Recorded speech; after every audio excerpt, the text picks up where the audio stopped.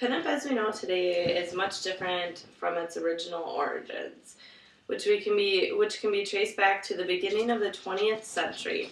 At this point, sexuality was both suppressed and scrutinized. The word sex itself was never to be said in public, and if a woman was showing too much of her bare ankle, that was considered very risque. Despite the strict rules, people found a way around them, and the desire for images of the erotic nature was overcome by the birth of portraits of the barely clad ladies as an art form. At this time, much art images were proclaimed acceptable by society, and many of these historic drawings and illustrations are considered the roots of the pinup genre, using imagery of the burlesque routines. Such magazines as the Police Gazette illustrated stories of the mayhem and murder by showing the leading ladies in different states of being undressed, which was considered completely acceptable by the general public, as these images were considered newsworthy. Society in 1920 began to rebel against the repression of the previous dark decades with energetic dancing. The girls would shimmy and the tattle became the new craze. Flap skirts that showed more leg than ever before became very popular. During this time, the underground detective magazines began using illustrations and/or paintings of bondage and nudity to show the stories of mayhem, murder, and kidnap. A new genre of the nudist publications emerged around this time, linking humor and sex together through either illustrations or paintings. It was from these publications that pinup art began to evolve in the 1930s.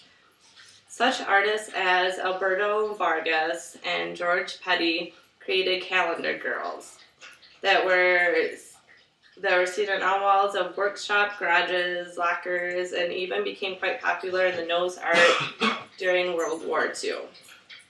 Esquire magazine was the first published during this decade, and very soon it was carrying pinup art from many different artists.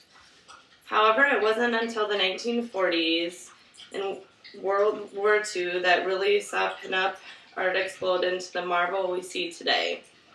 Post-World War II artists emerged as family magazines tried to wow the public with risque imagery. At the point in this time, original artwork from the well-known artists were being sought out by collectors, and it was then accepted that pinup had a place in the art world. During the late 1950s and the 1960s, pinup art began to surface to in the form of photography, as well as now traditional art.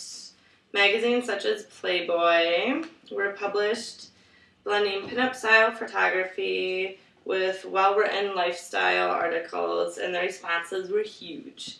At this point, models and artists began to mutate the pinup into different genres such as fetish and even bondage.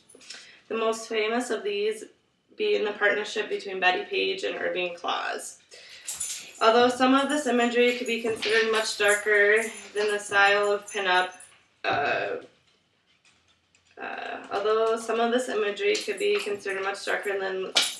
in style than that of the early pinup artists, it was still invariably done with a sense of fun, tease, and innocence of the pinup genre. By the 1970s, photography took over from the art, and almost all of the pinup artists had retired. Video demand for erotic material began to move towards more graphic imagery, such as sex acts, and innocence of the pinup was lost. The once lost pinup genre was brought back new artists into the 80s and 90s.